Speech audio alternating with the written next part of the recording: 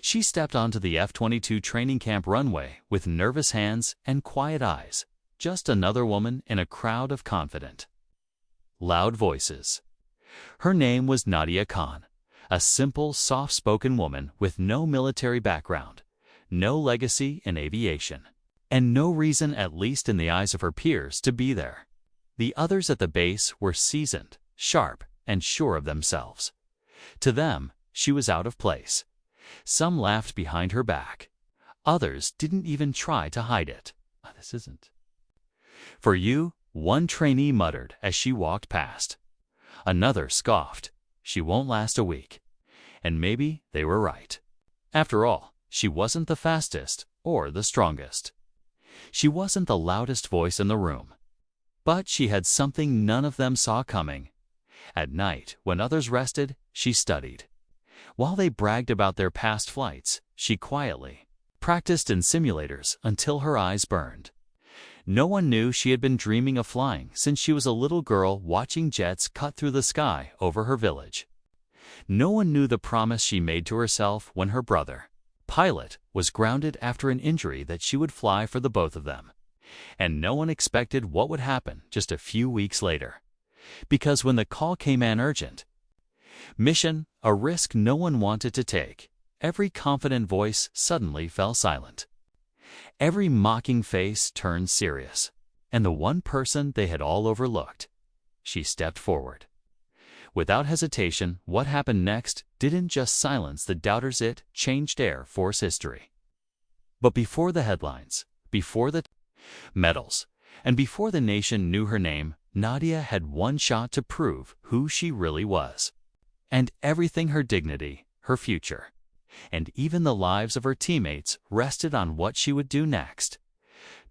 Before Nadia ever set foot in the F-22 camp, her life looked nothing like a pilot's. She grew up in a quiet neighborhood, far from any airbase, raised by parents who believed in discipline, prayer, and keeping your head down. Her father worked as a mechanic, and her mother stitched clothes at home. There were no fancy schools, no connections to high-ranking officers, just a girl with big dreams and a stubborn belief that one day she'd fly a jet. She used to watch old fighter jet documentaries late at night, sketching planes in her notebooks while the rest of the house slept. The sky wasn't just a place above her, it was a calling dot at the academy.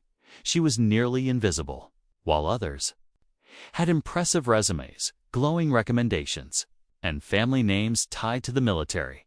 Nadia had only one thing on her side: relentless effort. In every drill, she pushed past her limits. In every test, she gave more than she had.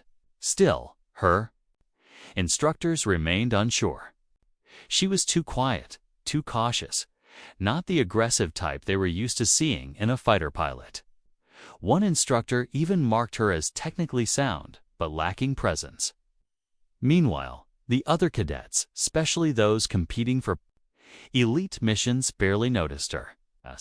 Some thought she'd drop out before evaluation week. Others whispered that she only got in as a formality, not because she belonged. But Nadia never responded. She let their words pass through her, holding on to her reason, her brother's dream. And the moment she would finally take off, then came the alert. A sudden threat appeared on radar, demanding a response, team fast, precise, and fearless. The top names hesitated, unsure of the risks. And as the room waited for someone to take the lead, a single voice broke the silence. Nadia's. All eyes turned toward her. For a second, there was complete silence. The same people who had laughed at her just days ago now stared in disbelief. No one expected Nadia to speak up, let alone volunteer for a mission that carried real risk. It wasn't just a training exercise. This was the kind of assignment that could make or break a pilot's career. The air was thick with doubt.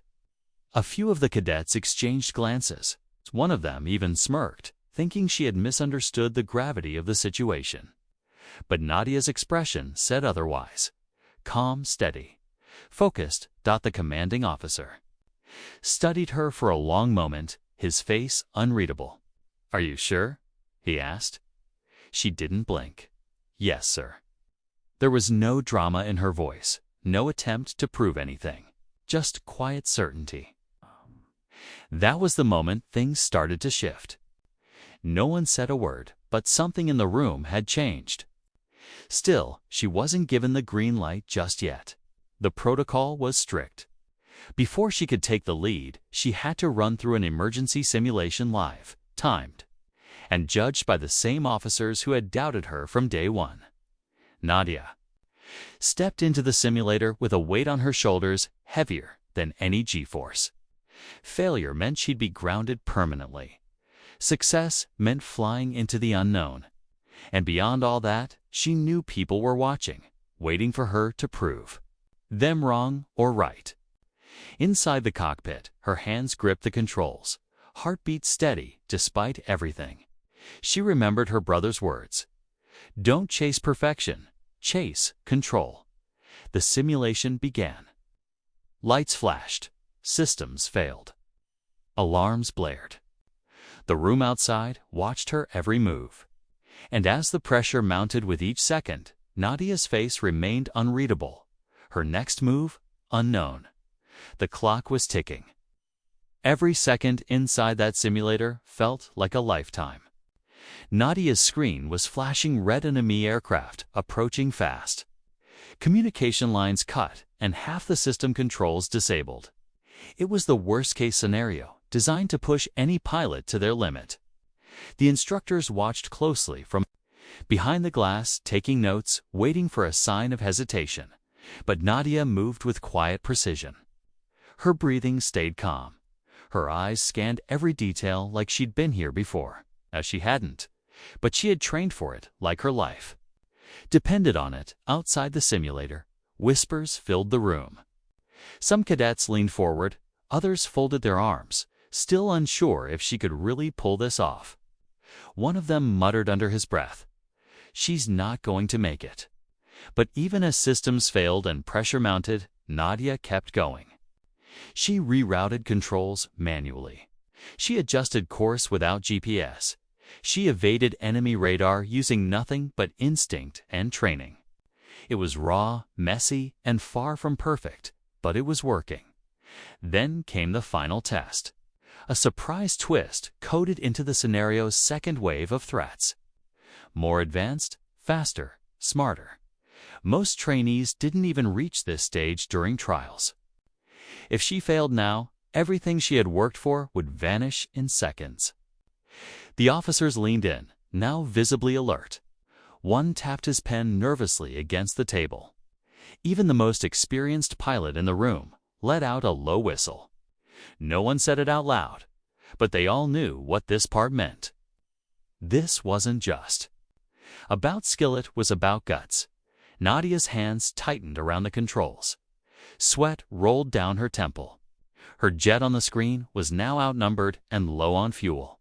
No backup, no instructions, just her. The simulator cockpit shook with turbulence. A lock-on alarm screamed, and in that split second, she made her move. As Nadia made her move, dodging the incoming missile with barely a sliver of air to spare, the simulator jolted violently. She had just pulled off a maneuver that wasn't in the manual and instinctive, high-risk role that placed her moments away from total blackout. But it worked. The missile missed. The room outside erupted into quiet gasps. Even the instructors, who rarely showed emotion, exchanged quick, stunned looks. But just as the tension seemed to peak, something unexpected happened. The simulator paused, a glitch, a system crash. Everyone froze. Then the screen blinked back to life and revealed a classified emergency override protocol, one that hadn't been part of any training. The system had accidentally triggered a shadow scenario, one only top-tier pilots were meant to face. It was based on a real-life mission file, an unsolved event from years ago where 2 pilots went missing during a stealth operation. The simulation had jumped to that dataset. No one had seen this version before. No one even knew it still existed. But Nadia didn't flinch. She leaned in. The terrain had changed. The threat level was off the charts. Unknown aircraft, no friendly signal, and minimal resources. She should have called for assistance. She should have ended the simulation. But instead, she stayed locked in. Because something in that file. It looked familiar. Back when she was a teenager, she had come across an old report while researching her brother's flight path. A mission file that never made it to the news. And now, it was unfolding in front of her eyes. What if this wasn't just a test anymore? What if this was connected to the mystery she had quietly carried for years? The jet's alarm sounded again. Hostiles closing in. Her fuel was nearly gone. The instructors debated cutting the program, but Nadia's voice broke through the comms. "Let me finish it." Everyone went silent. This was no longer about proving herself. It had become something much bigger. And the next decision she made could expose a secret that was buried for years and put her entire future on the line. The room was frozen. No one moved, no one spoke. On the screen, Nadia's jet dipped low over enemy terrain, alarms still screaming. The instructors had never seen anything like this. This wasn't a test anymore. This was personal. She was flying deeper into the shadow mission, tracing a route that hadn't been completed in over a decade. Her voice came through the comms again, steady but urgent. "I know this path. I've seen it before." As the unknown aircraft locked on, Nadia made her final gamble. She cut power to most systems, went dark, and relied solely on memory and instinct. The simulator room was tense, every breath held. As she maneuvered the jet through a narrow canyon, one that had trapped the pilots in the Orig,